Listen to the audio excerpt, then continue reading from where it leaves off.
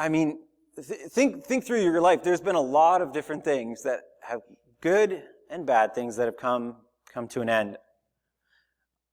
One thing that I was thinking about recently was the end of high school, which was many years ago, and I was very thankful to be done high school.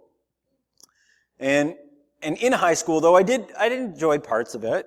I played a few sports. I played football, and I remember as I played football during practices or during some of the games, I remember some of the coaches saying, like give everything you have right now, and you're going to remember this time, and you're going to talk about this time with your buddies as you get older. You're going to have those high school football stories. And to be honest, I mean, I've talked about high school football with some buddies in college who played high school football, but I was never one of those people that oh, the high school football was great. It was high school. It's over. And coincidentally, it was funny. My parents decided to bring me my high school jacket when they came down or came up this way for Christmas. And I didn't ask them to. I wasn't expecting it, but it fit with what I was planning on talking about. So I decided to wear it this morning, and much to the chagrin of my wife, Joanna, when she saw the jacket, was just like, "Oh, what's that doing here?" And you know what? There was a reason that I left it at my parents'. I didn't tell them why I was leaving it at my parents', but I just, it's high school, it's over with, it's done, I don't need this jacket anymore. And Joanna will be happy to know that it's not going to stick around too much longer. Anybody wants a coat, it works,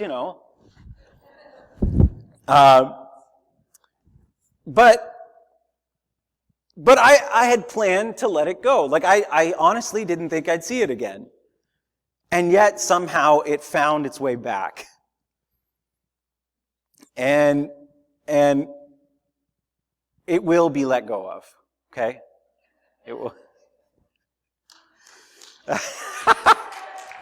Yeah. What's wrong with it? I know it's a perfectly good jacket. It's just, I don't know, not a fan. I've got another jacket now. So, but sometimes things are hard to let go of.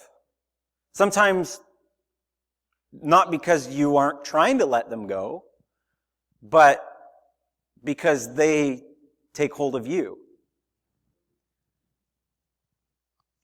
Sometimes things are hard to let go of, and I'm sure that there are things that each one of us could share of things that took time to let go of, or things that we probably should have let go of that are still sticking around.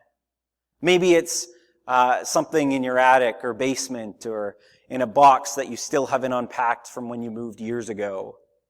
Maybe it's a grudge or a hurt feeling.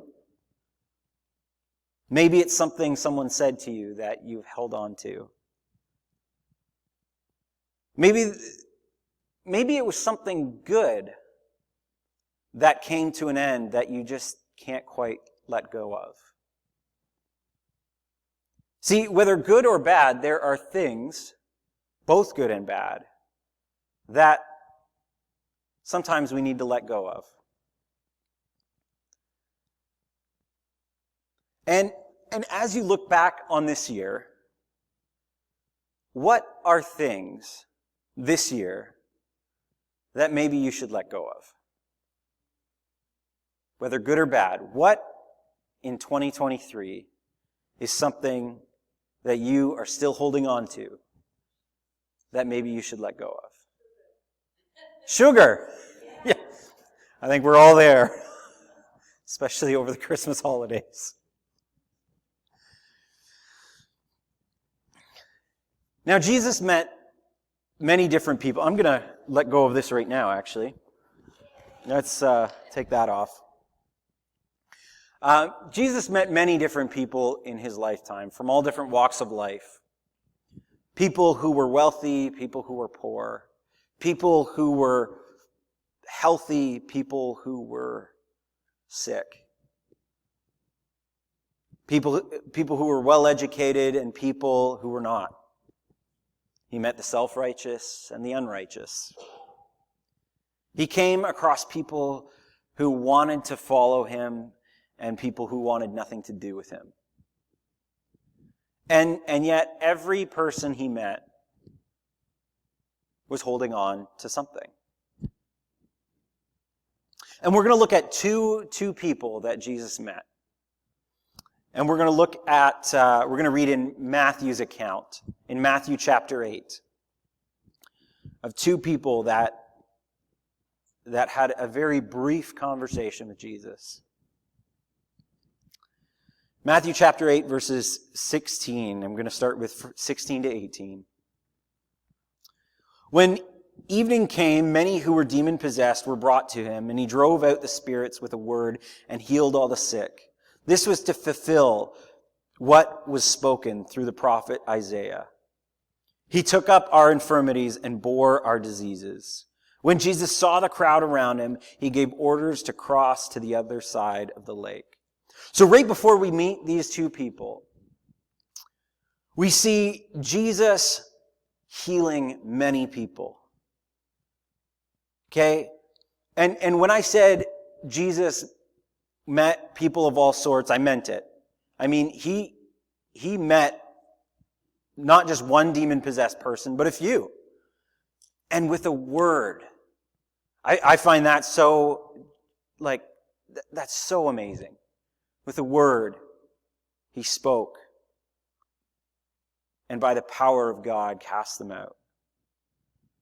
With a word, he healed those who needed healing.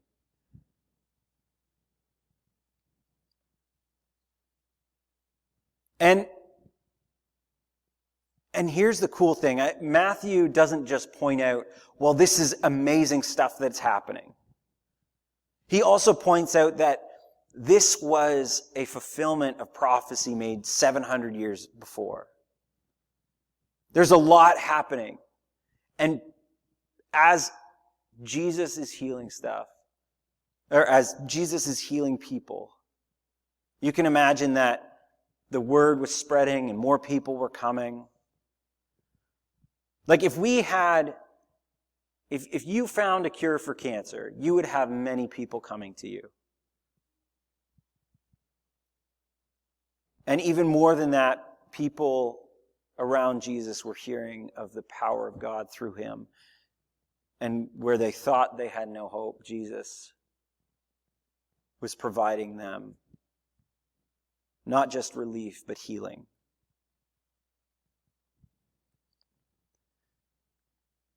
And here's, before Jesus meets these two people, we see these people coming around, and what does Jesus do? He basks in the glory. He says, yeah, keep them coming, keep them coming. No, actually, in a weird way, it seems, Jesus says, he gave orders to cross to the other side of the lake. He's like, all right, crowds are growing, let's go. Let's head out. Why? Why? Was there not more people to heal? Were there not more people that needed Jesus? Well, yes. But see, Jesus had more in mind than just being a local doctor with supernatural powers. Jesus had more in mind than just healing people in that area at that time. And so he doesn't just hold on to this one fulfillment of prophecy. He doesn't just hold on to this moment and the excitement of people. Instead, he lets go of a very good thing because he knew there was more ahead. He lets go of a very good thing because he knew that there was more ahead, more of what God had in store for him. Both in good, hard, in restful, unrestful. But he knew that there was very good things ahead. So we continue. Matthew 8:18-20. When Jesus saw the crowd around him, he gave orders to cross to the other side of the lake. Then a teacher of the law came to him and said, "Teacher, I will follow you wherever you go." Jesus replied, "Foxes have dens and birds have nests, but the Son of Man has no place to lay his head." So this teacher of the law, who would have been somebody that was well respected, well educated, people would have listened to this man. I mean, he was a teacher. And regardless of maybe some of the teachers you've had over the course of your life that you weren't impressed with, they are teachers that at least some people respected them enough to learn from them. And so this teacher was somebody who would have had a bit of his own following. We don't know how big or how small. But he says, "Jesus, you know what? I want to follow you wherever you go." And Jesus' response is, let's be honest, it's a bit puzzling. Because you'd almost think that Jesus would have been like, "Yeah, let's go. Come on, hop in the boat, come with us." But he doesn't say that. He says, almost like a riddle. "Foxes have dens and birds have nests, but the Son of Man has no place to lay his head."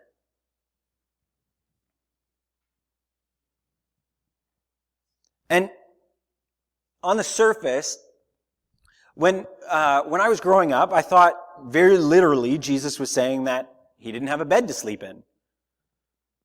Now, over time, I kind of realized, okay, he's saying like there's not like a home for me specifically. Like part of that was Jesus was on the go.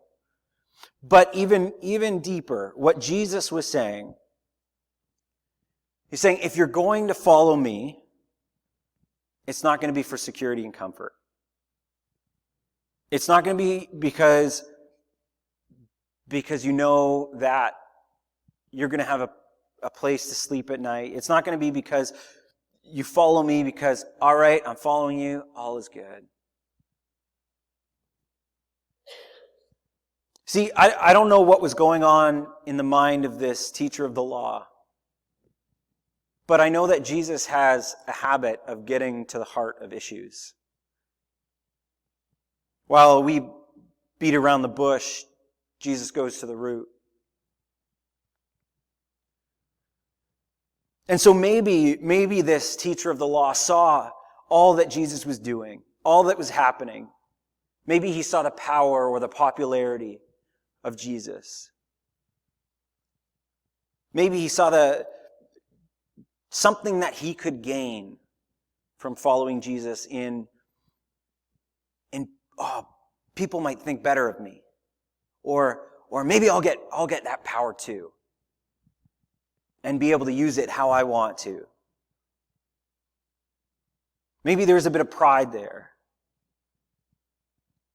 Maybe there was this idea of that, hey, if I follow this guy, I don't have to worry about being sick because he'll just heal me every time.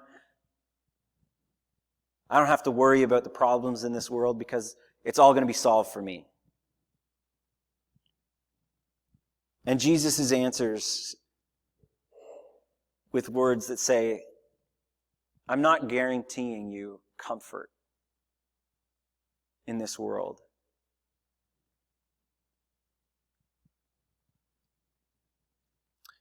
And yet there is still more to it. to what the teacher of the law said and what Jesus responded. See, as a teacher of the law, he memorized, he knew the law and the prophets. He studied it. Right? Like if you were to make an obscure reference to some sort of Star Wars thing, as a teacher of Star Wars, I would know what you were talking about. Okay, I'm not a teacher of Star Wars. And I'm talking about pre-Disney, okay? Once Disney took over, I stopped caring so much. But in high school, I loved Star Wars. And I read it, I watched the movies, I was entrenched in it a little bit. And this teacher of the law was entrenched in the scriptures.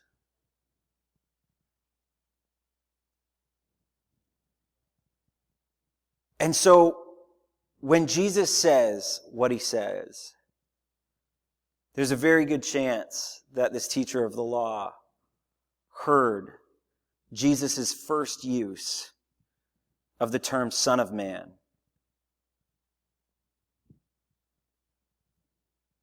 See, when the teacher of the law said to Jesus, "Teacher, I will follow you wherever you go,"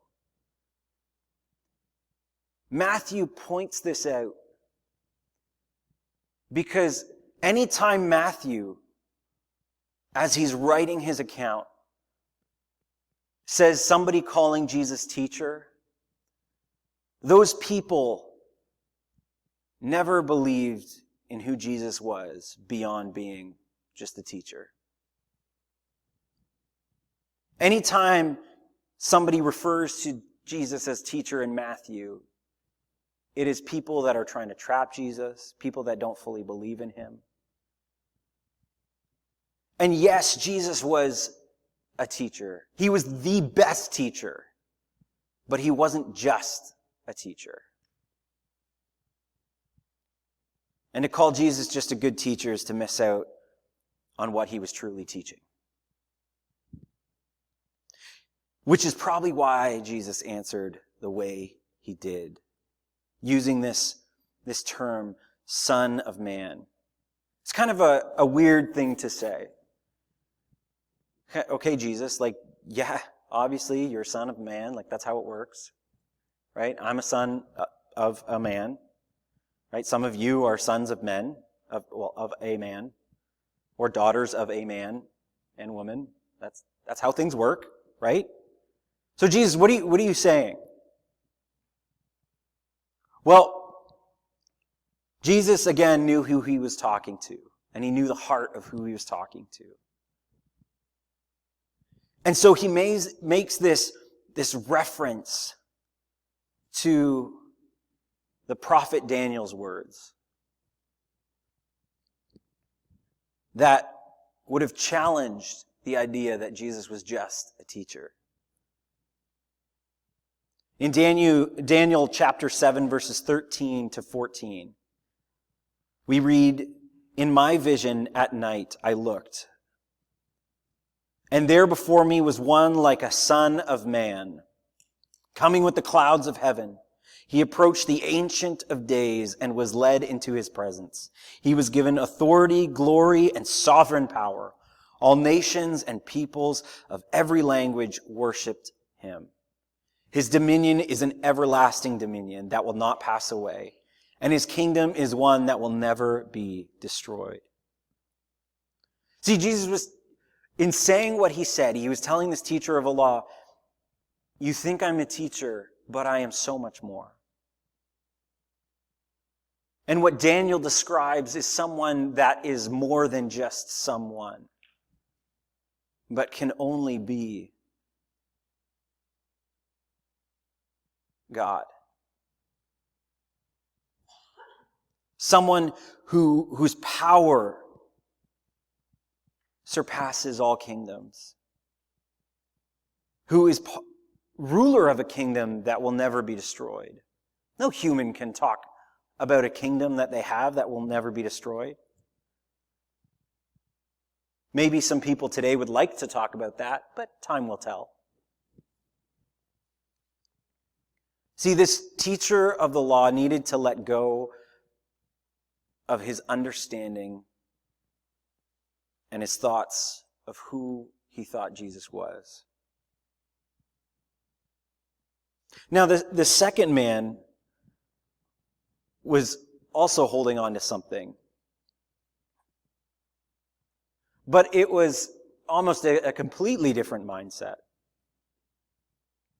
See, in Matthew 8:21-22, another disciple said to him, "Lord, first let me go and bury my father."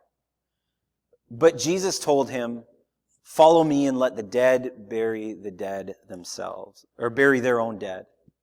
Follow me and let the dead bury their own dead. And honestly, I kind of like the bluntness of this. It has that shock factor of sometimes it's like, oh, yeah, you should go bury your father. And yet Jesus says, no, dead can bury their own dead. And you're like, whoa, Jesus, what are you saying? That's pretty rude. It's pretty harsh. Now, we need to understand a little bit more of the custom of that day to understand what is really going on, and also to see that Jesus' words aren't as harsh, maybe, as we would think them. See, Jewish custom at that time was much more extensive around funeral planning than our own. Today we would maybe have a visitation or a wake.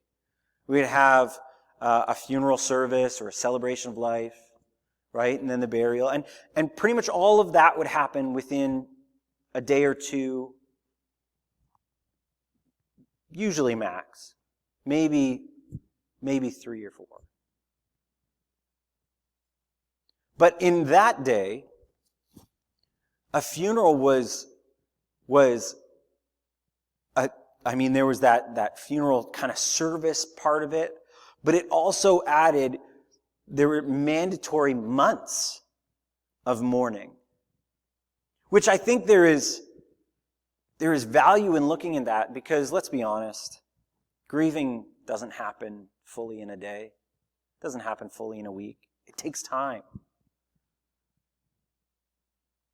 But what this man is saying to Jesus, he's saying, like, give me a good amount of time. Like, I'll follow you, but I've got a lot of things to do first.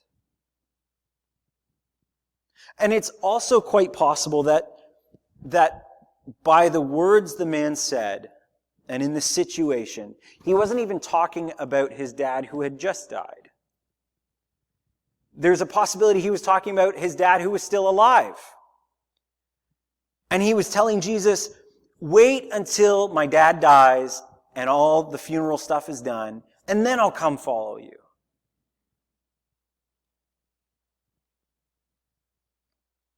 See, in whichever case, this man was holding on to something that Jesus was calling him to let go of. And I wonder if it was that his dad was very much alive. I wonder if part of that was, well, maybe my father won't like me following you. So just wait until he passes away. And then I'll come. Or maybe it was, I've got an inheritance coming, and that will make me secure in my ability to follow you. So just wait until all of that. Again, whatever the case, he was holding on to something that Jesus was calling him to let go of. And I love the contrast of these two people that Jesus meets. We just have this brief moment. The first one is like, hey, I'm ready to go. Wherever you go, I'm going. Right? He's almost over eager to follow Jesus. And Jesus calls him out on where his heart is at. Now, Jesus doesn't say to him like, no, don't want you to follow me. But he says, this is what following me means, and it's not what you think. And then the second man is under-eager, way less eager to follow Jesus. And Jesus challenges him to follow nonetheless. In both cases, Jesus is calling both men to let go of something and to follow. Now, again, Jesus wasn't saying in any case that he didn't want those men to follow him. And he didn't tell them, he didn't tell them, and he doesn't tell us. You have great reasons for not wanting to follow me. I'll accept that and encourage you to live your best life. Go, awesome. Jesus won't tell you or I, well, hold up. It's not worth following me. You've got a good thing going on. Jesus didn't tell them that, and he's not going to tell us that. Jesus is constantly calling you and I, wherever we are, to let go of something and to follow him. Maybe we're comfortable where we are. Maybe we need a little nudge to get going. I've met enough people who are unwilling to let go of their understanding, let go of their stuff, let go of their desires, their dreams, let go of their life because they think it's better than following Jesus. And you know what? I'm guilty of that sometimes. When there are things that's like, but I'm following you, but I also like this thing that takes up my time. There are always things that I can say, you know what, God, I need to leave this behind to follow you better.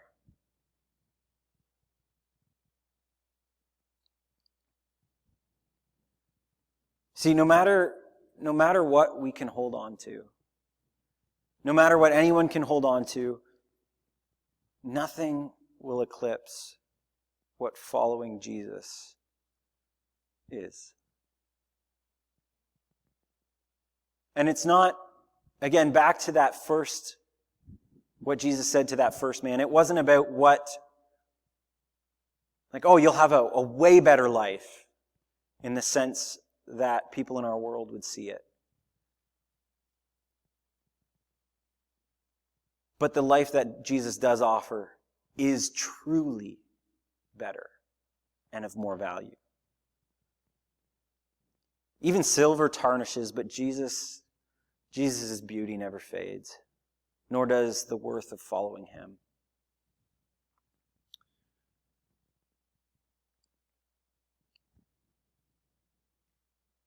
I'm going to read one of my favorite poems that I keep coming back to, and it's very fitting for us on December 31st. It's called God Knows, or the Gate of the Year, and it's written by Minnie Louise Haskins. And the first part of it, I just read it and I think, there's so much that I just want to hold on to. And yet, I just need to let it go. Because God's stuff, God's plans, God's love is better. So this is what, here's the poem. And I said to the man who stood at the gate of the year, give me a light that I may tread safely into the unknown. And he replied, go out into the darkness and put your hand into the hand of God. That shall be to you better than the light and safer than the known way. So I went forth, and finding the hand of God, trod gladly into the night. And he led me toward the hills and the breaking of day in the lone east. So heart, be still. What needs our little life, our human life to know? if God hath comprehension. In all the dizzy strife of things both high and low, God hideth his intention. God knows his will is best. The stretch of years which wind ahead so dim, to our imperfect vision are clear to God. Our fears are premature. In him all time hath full provision. Then rest until God moves to lift the veil from our impatient eyes, when as the sweeter features of life's stern face we hail, fair beyond all surmise, God's thought around his creatures our minds shall fill. I love that poem because it speaks on the depth of who God is and the limited amount that we see. It speaks on how many of us, just that very practical picture of, I just want a light so I can go into the darkness and know. Just like a flashlight, a lantern. And yet, truly to put our hand in the hand of God is better than any known way or any light we could receive that is not Jesus.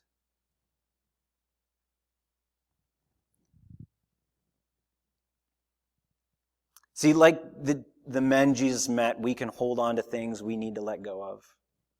We can hold on to high school jackets. We can hold on to good things that maybe aren't good anymore for us. We can hold on to experiences that, I wish the good old days were here again. Or I wish things could be like that.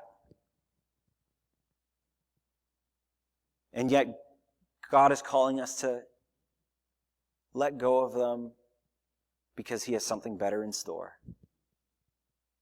We can hold on to pain or sorrow, hopes or dreams, what could have been. We can hold on to what we have or who we think we are. We can hold on to so many things that Jesus is calling us to let go of and hold on to him.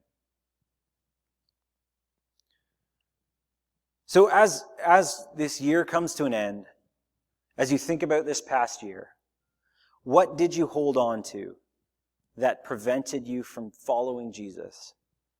Maybe for the first time, or following him further than you have been. What are you holding on to from this past year that God doesn't want you to take with you one more day? Where do you feel God let you down this past year? Where are you thankful that God showed up and longing for him to do the exact same thing in the exact same way? See, we can hold on to bad things and good things. The prophet Isaiah walked among people who held on to bad things. And yet they also held on to what God had done in the past. And the way they held on to it prevented them from moving forward into what God wanted for them. See, we can hold on to things that God has done too tightly that we miss what God wants to do. And so Isaiah wrote to the people of his day, and very applicable for people of any day. Isaiah 43, verses 16 to 21. This is what the Lord says, he who made a way through the sea, a path through the mighty waters, who drew out the chariots and horses, the army and reinforcements together, and they lay there, never to rise again, extinguished, snuffed out like a wick. So he's reminding the people of this moment that they remembered and held on to. That that God delivered his people from slavery in Egypt. And yet Isaiah continues, he says, forget the former things. Do not dwell on the past. See, I am doing a new thing. Now it springs up. Do you not perceive it? I am making a way in the wilderness and streams in the wasteland. The wild animals honor me, the jackals and the owls, because I provide water in the wilderness and streams in the wasteland to give drink to my people, my chosen, the people I formed for myself, that they may proclaim my praise. Now, God isn't asking his people, God's not using Isaiah to ask his people to just have amnesia. He's not saying, okay, forget it ever happened. But the way that people were holding on to it, it was creating resentful hearts and minds based on their current circumstances, because they were like, we need that again. We need that again. Throughout Scripture, we see people looking at the past and saying, oh, we had it better back then. Why is that not the same? And God's saying, through Isaiah, he's saying, yes, God did this incredible thing. But there's more amazing things ahead. Forget them because he desires what is best and for what is to come.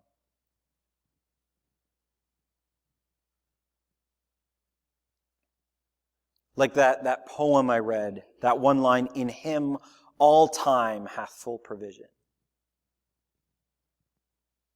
God knows what you need now and what you need tomorrow and what you need in 2024. He knows. And if it happens to look similar to what happened in the past, God knows that's what you needed.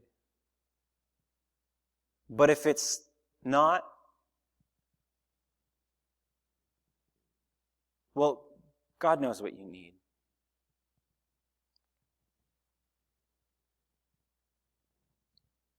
Isaiah was sharing the words of God and his truth when he spoke that God was doing a new thing, a new way, and new water. Be sure that what you are looking at, what you are holding on to, is God's newness that he desires for us to receive as we follow Jesus. So what are you holding on to that you need to leave in 2023? What are you holding on to that you need to leave today? We're going to take some time, a very short period. And if you're able, I want you to write this down. If not, we'll think about it. Think of and write down, if you can, one thing where you feel God let you down this past year. Where do you feel that God let you down this past year? Think of and write down one thing where you feel God came through for you. And let's bring that to God. Be honest about the letdowns and thankful for the breakthroughs. And let's ask God to set our eyes and our hearts and our minds on Jesus and what he has in store for us. It will be absolutely what we need.